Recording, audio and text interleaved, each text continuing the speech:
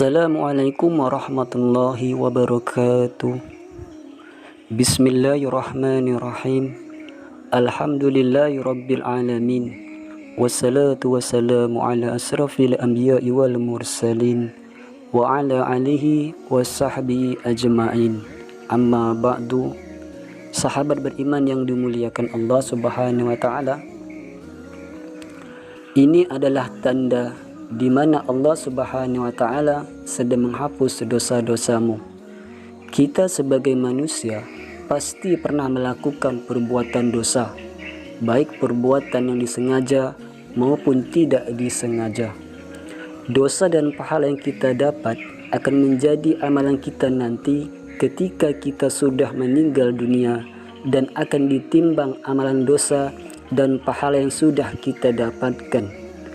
Jika amalan dosa kita lebih berat, maka kita akan masuk neraka. Sedangkan jika amalan pahala kita lebih berat, maka kita akan masuk surga. Ketahuilah bahwa Allah Subhanahu wa taala Maha Penyayang kepada setiap hamba-Nya. Maka dari itu, Allah memberikan kesempatan untuk selalu bertaubat agar Allah menghapus dosa-dosamu dan Allah memaafkan kesalahan-kesalahan hamba-Nya. Sahabat beriman yang dimuliakan Allah Subhanahu wa taala, berikut ini adalah 5 tanda jika Allah Subhanahu wa taala sedang menghapus dosa-dosa hamba-Nya. Yang pertama, kelelahan. Rasulullah SAW pernah bersabda, cobaan akan senantiasa menimpa seorang mukmin dan mukminah, baik pada dirinya, pada anaknya, atau pada hartanya, sehingga dia bertemu dengan Allah Subhanahu wa taala tanpa dosa sedikit pun. Hadis riwayat Ahmad. Tanda pertama, jika Allah Subhanahu wa taala menghapus dosa-dosa kita adalah kelelahan. Jika kita merasa lelah setelah beraktivitas, terutama kelelahan setelah bekerja untuk mencari nafkah, yakinlah bahwa Allah Subhanahu wa taala sedang menghapus dosa-dosa kita. Karena setiap tetes keringat yang kita hasilkan dari kerja keras kita untuk mencari nafkah akan bernilai ibadah di mata Allah Subhanahu wa taala. Lalu yang kedua, sakit. Sesungguhnya Allah benar-benar menguji hamba-Nya dengan penyakit sehingga Dia menghapuskan setiap dosa-dosa darinya. Hadis riwayat Al-Hakim. Tanda kedua, jika Allah Subhanahu wa taala menghapus dosa-dosa kita adalah dengan sakit. Semua orang pernah merasakan namanya sakit.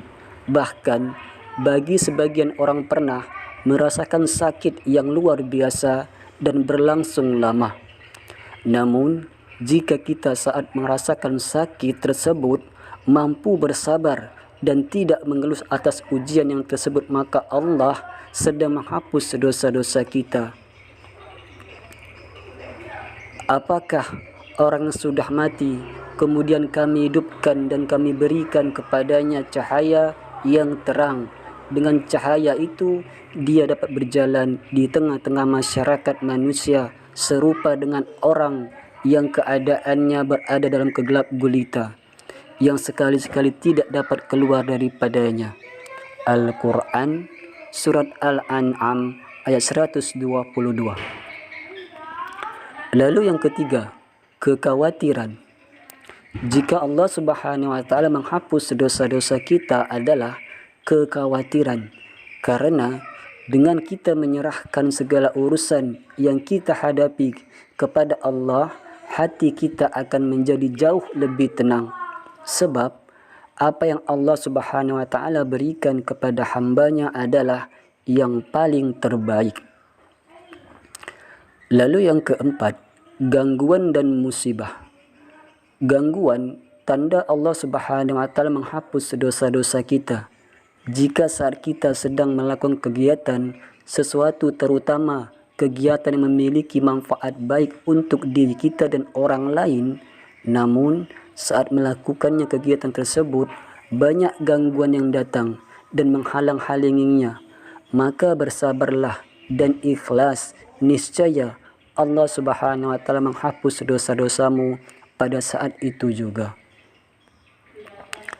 Lalu yang terakhir, di saat sedih, Rasulullah SAW bersabda, tidaklah sesuatu yang menimpa seorang muslim, baik itu penyakit biasa maupun penyakit menahan kegundahan, kesedihan, atau hanya duri yang menusuknya, kecuali Allah Subhanahu wa taala akan menghapus semua kesalahannya dengan semua penderitaan yang telah dialami. Hadis riwayat Bukhari. Semua orang pernah merasakan namanya sedih. Banyak sekali penyebab mengapa orang merasakan sedih. Namun ketahuilah, jika kita sedang mengalami sedih, itu adalah bagian dari ujian Allah Subhanahu wa taala kepada kita. Sahabat beriman yang dimuliakan Allah Subhanahu wa taala, jika kita mampu melewati ujian tersebut dengan sabar dan ikhlas, niscaya Allah Subhanahu wa taala akan menghapus dosa-dosa kita. Wallahu a'lam bishawab. Semoga apa yang saya sampaikan bermanfaat. Singkat cerita, wassalamualaikum warahmatullahi wabarakatuh.